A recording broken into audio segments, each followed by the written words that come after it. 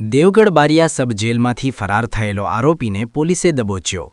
મનોજ ભરત કટારા નામનો કેદી થયો હતો ફરાર। લીમખેડા પોલીસ મથકના પોસ્કોના ગુનામાં જેલમાં હતો મનોજ કટારા। તારીખ 8 ફેબ્રુઆરીના રોજ સબ જેલમાંથી પોલીસને ચકમો આપી ફરાર થયો હતો। મોડી રાત્રે જેલમાંથી મનોજ કટારા નામનો કેદી ફરાર થતાં પોલીસે તપાસ હાથ ધરી હતી। સ્થાનિક પોલીસ તેમજ જિલ્લાની સંયુક્ત પોલીસ ટીમો બનાવી તપાસ હાથ ધરી હતી।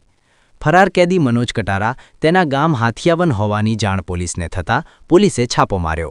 મનોજ કટારા તેના ઘરમાં હતો ને પોલીસે તેને દબોચી લીધો। સબ જેલમાંથી ફરાર થયેલા કેદીને પોલીસે ગણતરીના કલાકમાં ઝડપી પાડી જેલના હવાલે કર્યો। આશા news Gujarati reporter Jaber Shukla, Devgadh Bariya.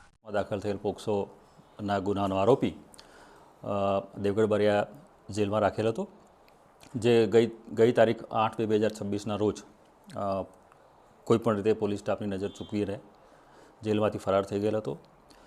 તે આરોપીને પકડી પાડવા માટે પંચમહાલના incharge range IGP Shri Sandeepsinh સાહેબ તથા પોલીસ અધિક્ષક શ્રી રવિરાજસિંહ જાડેજા સાહેબનાઓએ અમને સૂચના આપી, જે અનુસંધાને અમારી ડીવાયએસપી લીમખેડા ડિવિઝન તથા લીમખેડા દેવગઢ બારિયા પીઆઈ શ્રી રાજપૂત સાહેબની સૂચના આપી અને એલસીબી એસઓજીની ટીમો બનાવી અને આ ભાગેલા આરોપીને શોધવા માટે સઘન પ્રયત્નો કરતા આ આરોપી અમને તેના ઘરેથી મળી આવેલ, જે આરોપીને હસ્તગત કરી ગુનો દાખલ કરેલ છે।